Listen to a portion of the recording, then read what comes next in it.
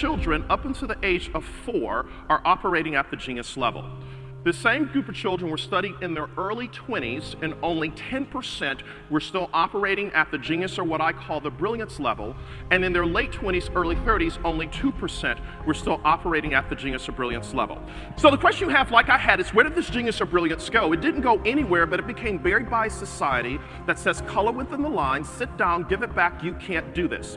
By the time a child is 17 years of age, they have heard no 150,000 times, and only yes 5,000 times.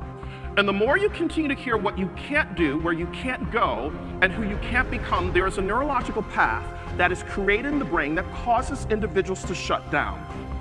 I have gone through a divorce within the last year, and my 2 children, Daniel and Madison, they are now my greatest joys.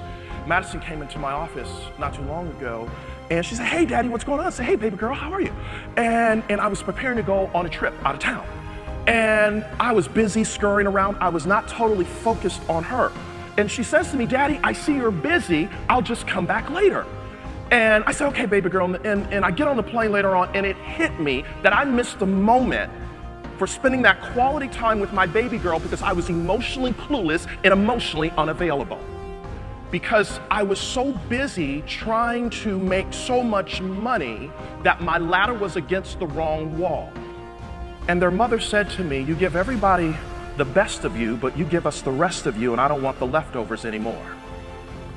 And what I recognized, I was modeling something for Daniel and Madison, that you gotta go after it, you gotta get all this stuff. And I had the house, but I lost the home. I had success, but I had no significance. I had power, but I had no purpose. And I had money, but I had no meaning. And what I discovered, if I continued to model that behavior for my baby girl, that she would marry a joker like me who ignored her like her dad did. So what I recognized is that I had to move from hearing Madison to listening to Madison. Because the same letters that spell the word listen spell the word silent.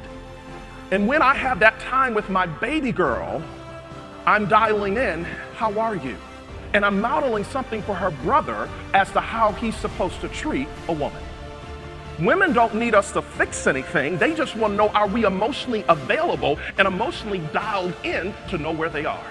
When it is time for you to make a U-turn and shift into your brilliance, we will have to come to a place where we're willing to do the work. It's not who you are that holds you back from brilliant success. It's who you think you're not that holds you back. And sometimes we focus on who we think we're not instead of who we are.